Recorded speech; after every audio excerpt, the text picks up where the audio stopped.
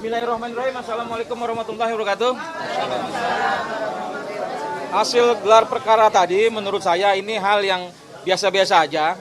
Karena diperlihatkannya itu ijazahnya persis seperti apa yang telah dianalisa. Yang beredar di sosial media, yang dianalisa oleh Mas Roy Suryo, Rismond, dan Dr. Tifa.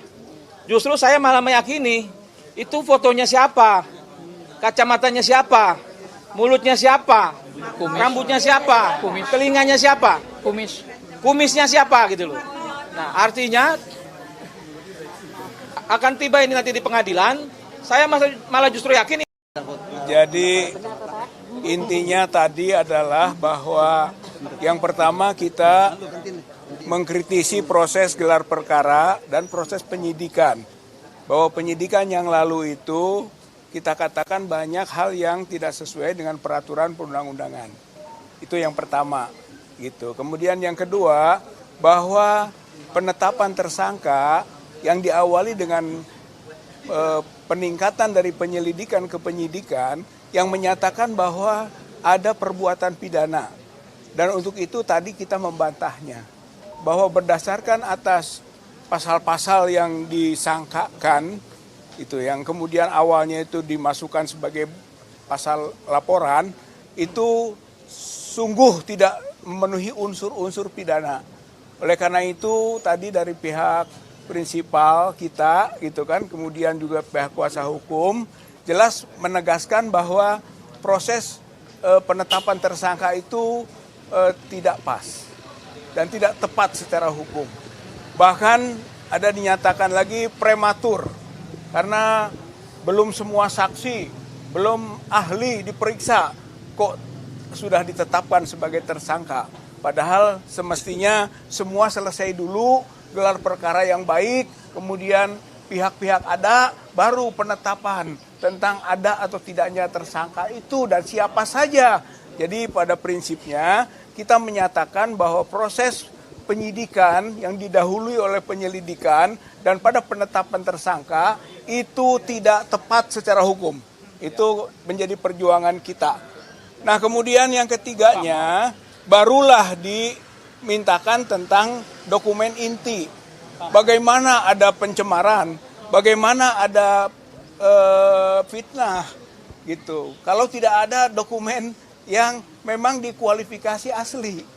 Tapi ternyata tadi ditunjukkan belum sampai pada kualifikasi asli atau palsunya.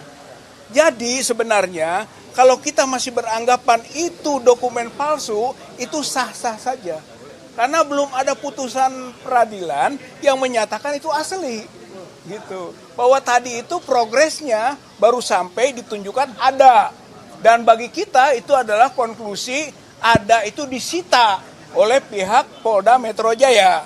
Dengan disitanya oleh Polda Metro Jaya, berarti Pak Jokowi dan para pendukung-pendukungnya kemarin itu berbohong. Karena dia menyatakan kami ditunjukkan oleh Pak Jokowi itu aslinya. Bagaimana bisa ditunjukkan aslinya? Orang aslinya disita. Itu kan 5 bulan yang lalu. Saya kira ini hal yang penting ini. Bahkan ada kemungkinan kami akan menggugat, mempermasalahkan Jokowi, gitu kan, atas kebohongannya bahwa menurut relawannya itu ditunjukkan yang asli. Padahal yang asli itu adanya di Polda Metro Jaya yang kita saksikan berita acara penyitaannya tadi.